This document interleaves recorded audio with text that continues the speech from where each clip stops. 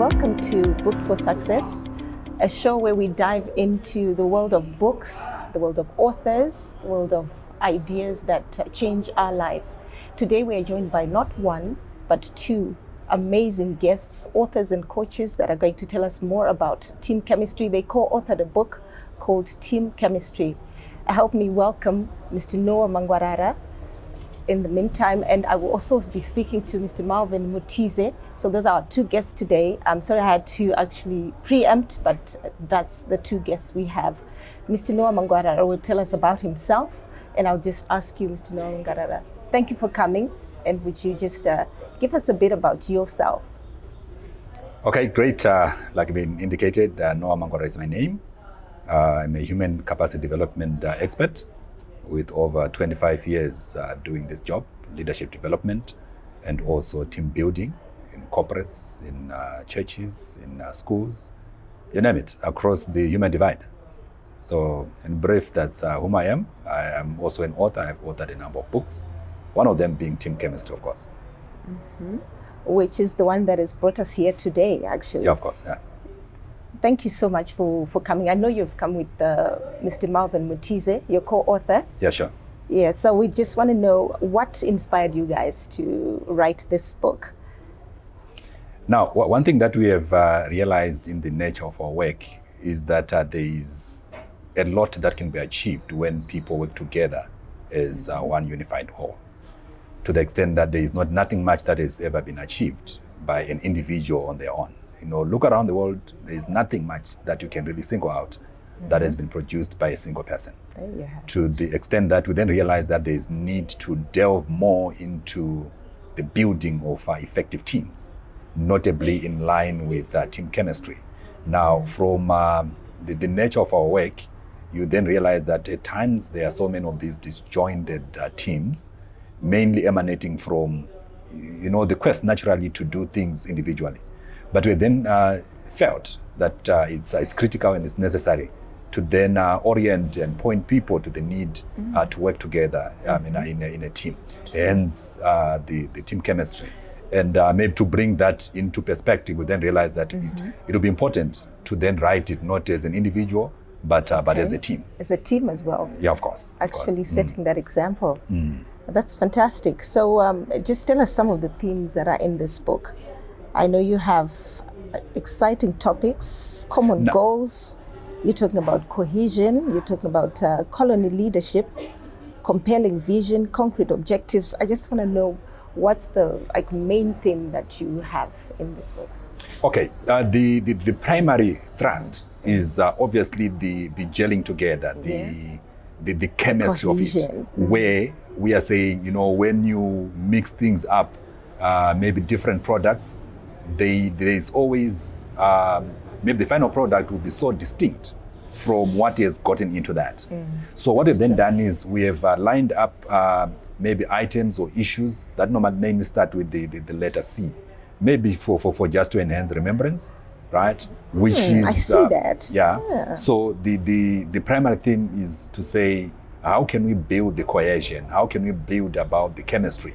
So that at the end of the day, the results that we are getting are probably totally different from the individual members we have then made up at the team itself. Hence, you know, issues to do with cohesion, issues to do with effective communication within a team, and also issues of character, to then say there is nothing much that we can then achieve without the character of each of the individuals who are then making up the team. Then, of course, the element of the colony leadership, to then say each and every individual who is part of the team is actually a leader in their own right? But within the team, we are then saying we are bringing these different leaders to then bring about the particular result or the particular end that we then intend to then achieve. We also talk in terms of the common goals, to really say, without a clear-cut common goal, there is, we have more of a disjointed team. We have more of factions within a team or teams within a team a lot, where there is then the creation of silos, where there's this particular team that is pushing their own agenda and this one pushing their own agenda.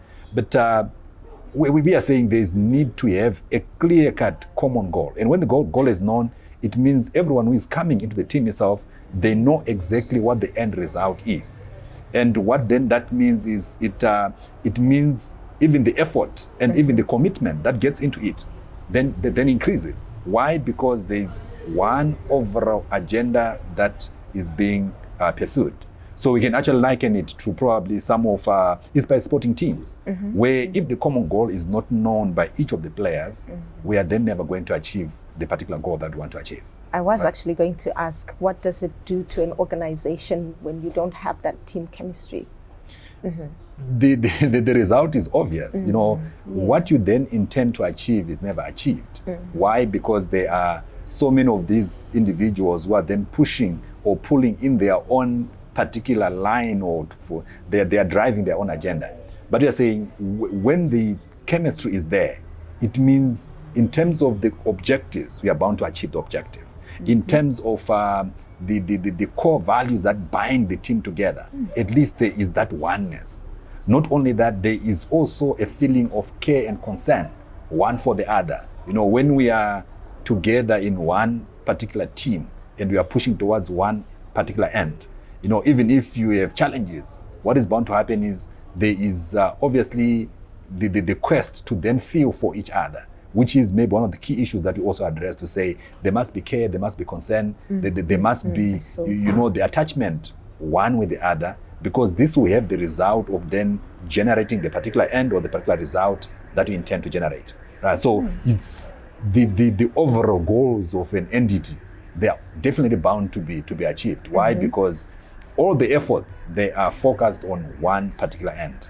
I like that. You've actually kind of covered a question I wanted to ask you on what you would say chemistry actually is. What is team chemistry? For someone who's thinking, okay, I do have a team, I do have, you know, maybe staff members, maybe colleagues, subordinates. What is this team chemistry? And you've kind of touched on.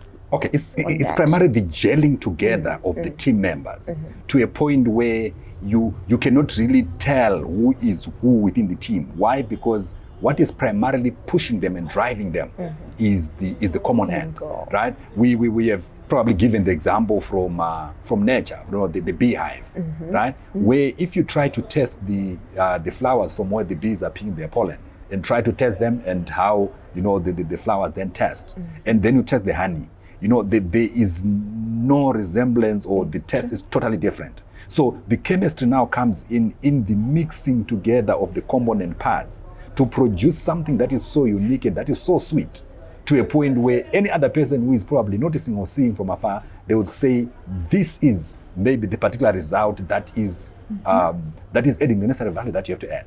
Right? So the chemistry is primarily that cohesion, that gelling together, you know, creating that oneness where there is great achievement of the particular end that you then want to achieve. Kind of reminds me of the biblical reference to teams in terms of how each member is a member of the body of Christ. That's kind of like what I'm reminded of with what you're saying. I mean, that of course, each one has a role to play in that place where they are, whether it's church, whether it's work.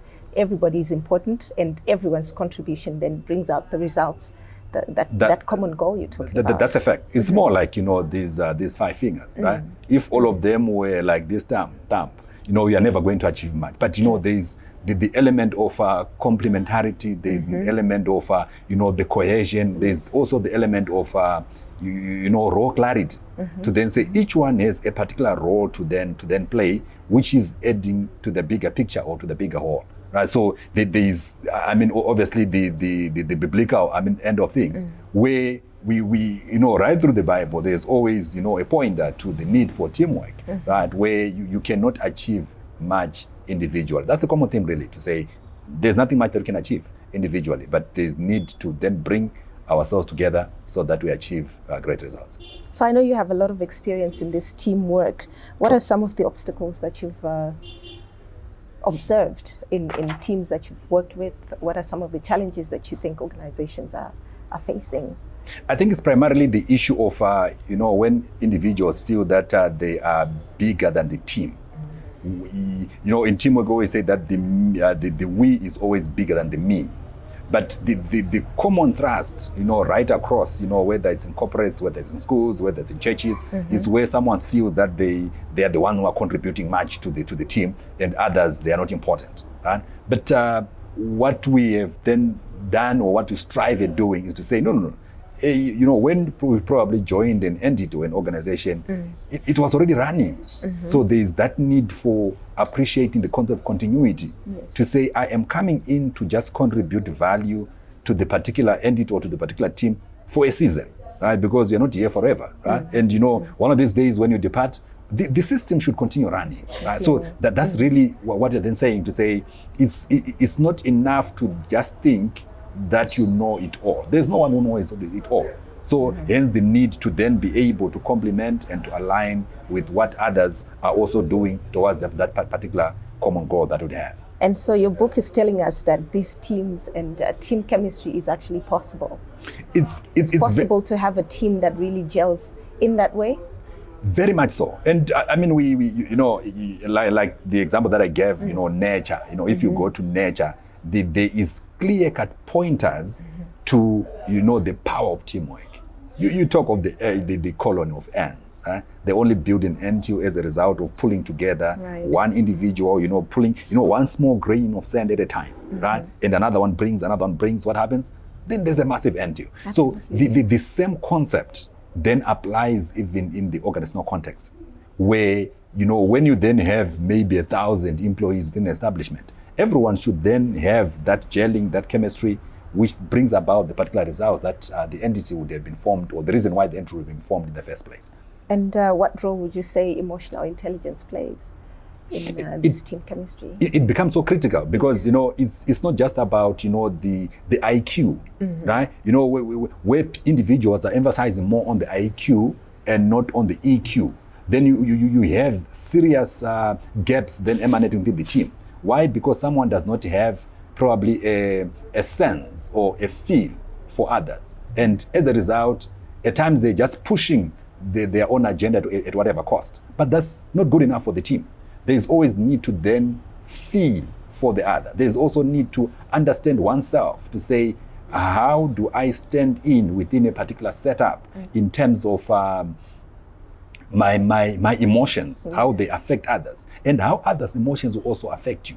So at the very heart of team chemistry itself is then the emotional intelligence, which is primarily part of what they're also trying to address, to really say, as an individual, understand yourself. And when you understand yourself, it will help you to then effectively understand others and to be able to work within the context of other individuals who are within the team. So it's not just about yourself, it's about you and it's about me, it's about us.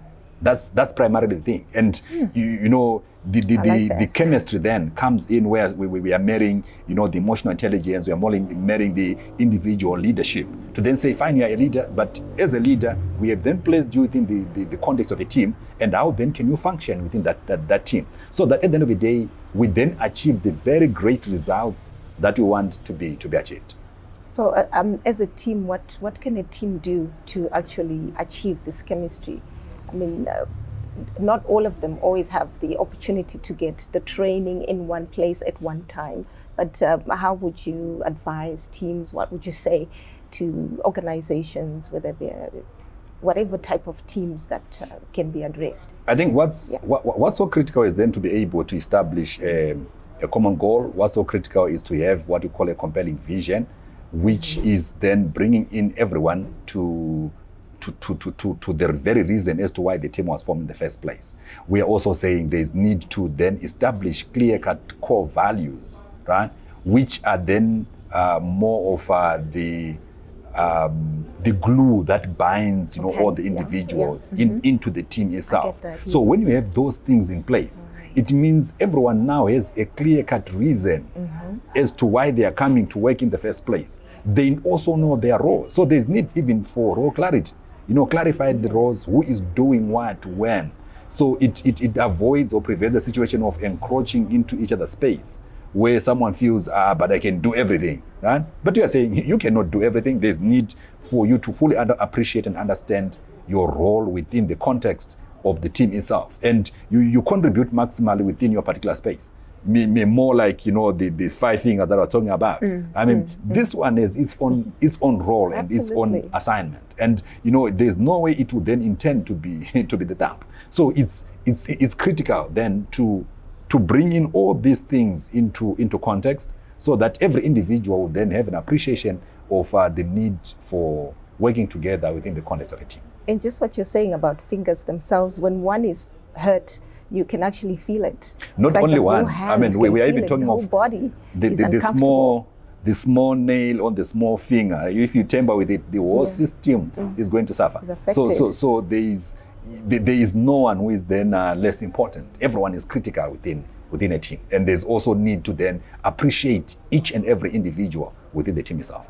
And what you would want people to get from this book? What would you say you'd like people to get from your book? Maybe I mean, obviously the results. I mean, we're talking of the results. We're talking of, being able then to apply the concepts as if we then articulate them. It's very, very practical.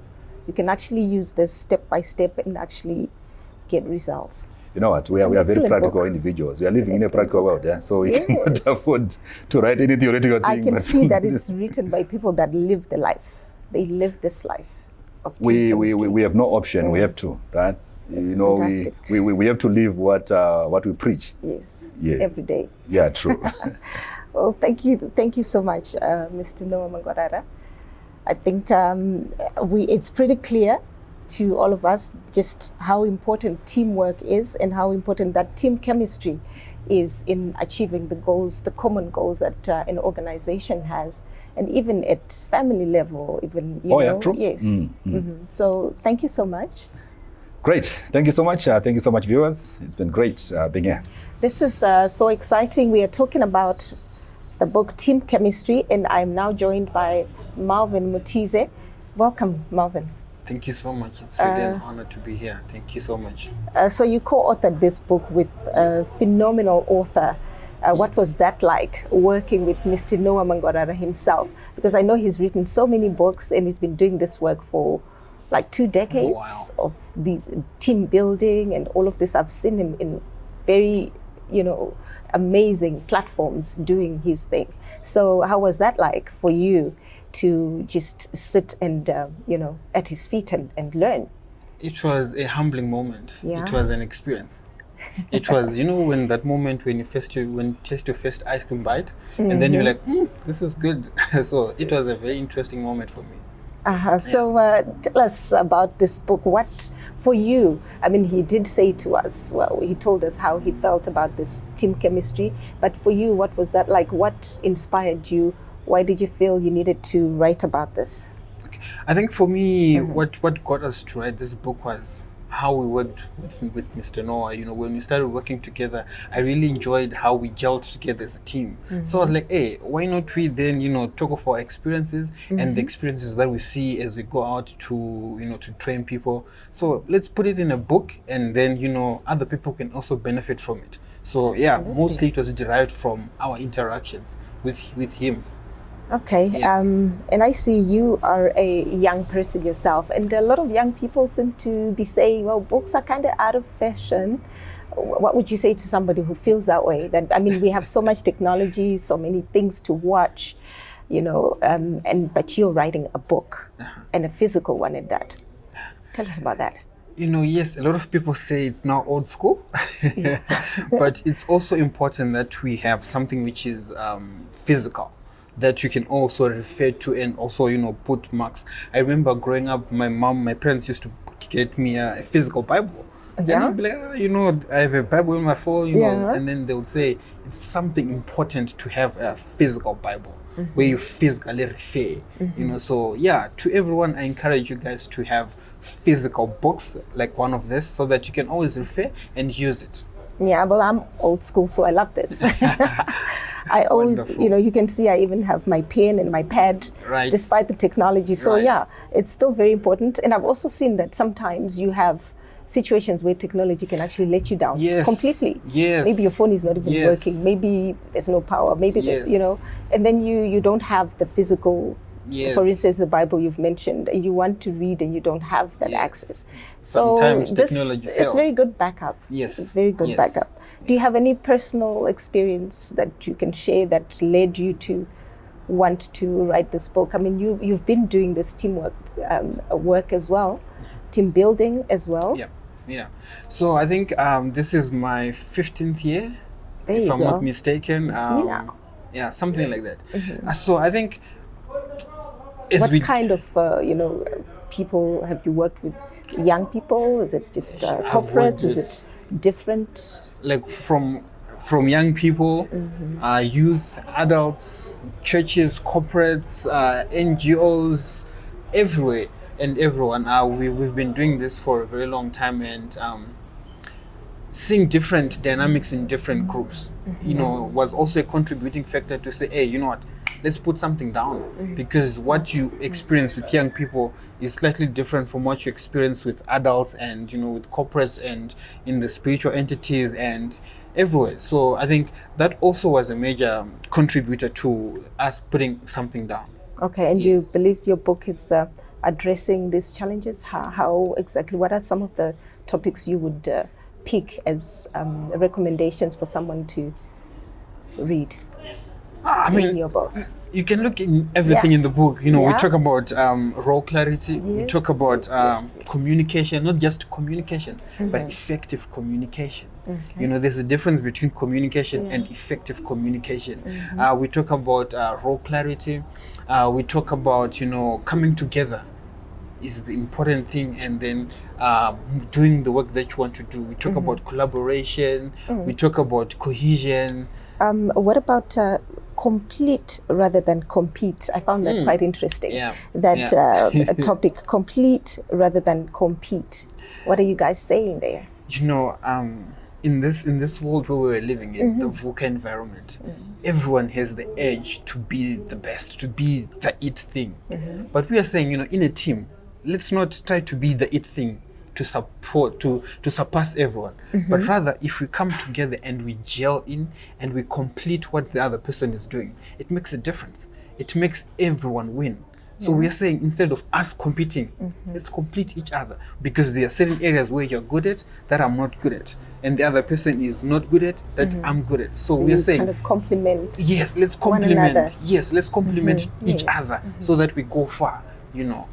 Rather than I'm the person, I'm the man, I'm going to do this, but you'll get exhausted, you'll get overwhelmed, and you feel like dropping. So let's complement each other. Is this for you? Is this your first book? No, it's not. It's Tell us I think about it's your writing. I think it's the 4th or 5th. So I'm a personal development person. I like people developing themselves. I'm also into leadership. So my first book was about a leadership book. The second one was a personal development one. The third one was it was a co-authored again book. It was talking about recipes to self-growth. Okay. And the third one, the fourth one was corridors of leadership, and then this one. So fantastic, and congratulations, guys, on this particular book. You talk about accountability. Yes. What is that? So everyone has an ability to do something, but when that ability is not accountable to someone, it becomes an issue. So we are saying, in a team, like here on the set, you are counting on the people behind the scenes, and they're also counting on us to carry this conversation. So we are saying, as we are gelling together, as we are building the chemistry, let's count on each other so that we can make and produce something which is beautiful. So it's all about being accountable to each other and counting on the ability of the next person. So in your team building work that you've been doing, have you actually seen any examples where something is missing that you are teaching in this book? Do you have any example that you can think of off the cuff, that where you saw maybe a very glaring lack of something, whether it's communication, whether it's collaboration, whether it's charisma or vision itself, understanding of vision for a team? From the top of my head, I'm thinking, in fact, when we got in today, we were stopped to sign in with the security. And then we were laughing and saying, these guys are doing their job. So I want us to paint this picture. We go to an organization or an entity, and we look down upon the security personnel or the cleaning people and say, they're just cleaners. Right. Would you like it if the cleaners don't clean the ablution facilities. Not at all. And Not at you are all. supposed to come to work, and they don't clean it just for a day. Not at all. So you Not see, at so all. we are saying, Kuti, let's not look down upon each other. Those cleaners, those people who save us tea are equally important to the task that you're doing. They Yes. contribute for you to be sitting where you're sitting. So if those cleaners are not there, you won't enjoy the work that you're doing. Absolutely. And your It's so level true. of production It's so goes true. down. Yeah. So they're equally as important as us, sitting in the huge offices, looking all pretty and, doing all that. And so how can leaders and managers foster that culture of team chemistry, teamwork within their organizations? There's a quote that says we all have come from different ships, but now we're in this ship. So we're saying, yes, you were there, they were there, but now we are together. So for this machine to move, for this boat to move, let's come together. So bringing out the element of cohesion and the chemistry so that this boat moves forward. So to the captains of industries, to the CEOs, to the managers, to the bosses, and all those people, Yes. we are saying, guys, let's come together with everyone in the system who will help the machine to move. Because if we leave the critical people, we are fast going nowhere, and we will remain in the same place, and our competition will overtake us, and the team will suffer, and there will be no productivity, and there will be no production. Hence, everyone suffers. I hear you, and that's really exciting. Is there just one quote you can read for us? Muridziwe book. The writers themselves, something you can just read for us, a line from your book that you'd like to leave us with today. You can have a look. Okay. Read us something. Something. Just so we know you actually read your own book. Just kidding. Of All right, course you I've do. just opened Of course you do. the first page, and this is something that was written by Larry Dixon. Okay. He talks about winning teams, and he says winning teams have the least amount of distractions. They have a reality light group, and working together is what makes them to be successful. It's just amazing that we all have distractions, but when we understand that working together as a team will help us to shun those distractions, it makes life easy for us. Wow. Let me have my copy. This is mine, right? Yes, that is yours. That is yours. Well, thank you so much for coming, Thank you. Marlvin. Thank you And so much. thank you guys for this great work and for you. your passion. Thank you so You and much. Mr. Noah Mangwarara for your passion to just build strong teams. And I hope that this work continues, and I hope that this book does actually touch lives, impact lives, give ideas for teams that will transform organizations and families and individuals as well, because it starts with the individual, right? yes. Understanding Oh, yes. themselves, Oh, yes. their emotional intelligence, Oh, yes. and how they are also showing up Oh yes. in that team. Oh yes. Yes. And you know what we like about this book is it works for everyone, even for your family, because you're a team already. Yes. So Some families don't realize that. Interesting. There's competition and all of that. Yes, which is mind blowing. So thank you so much for having us and giving us an opportunity to talk about the team chemistry. Well, that's all we have time for today. You've heard for yourselves from Mr. Noah Mangwarara and Mr. Marlvin Mutize. If you'd like to hear more or to know more about this book, you can look for their contacts that we'll probably have in our notes on this episode. But also don't forget to get in touch with us on our social media platforms. Let us know what you think. Give us your comments. Let us know what else you'd like us to cover, who else you'd like us to interview. And of course, if you are an author out there and you have a book that's burning on your heart for people to know about, and you're teaching something, you're sharing great ideas, do reach out to us, get in touch with us, and we will definitely love to host you on this show. So till next episode of Booked for Success, thank you so much for tuning in, and goodbye.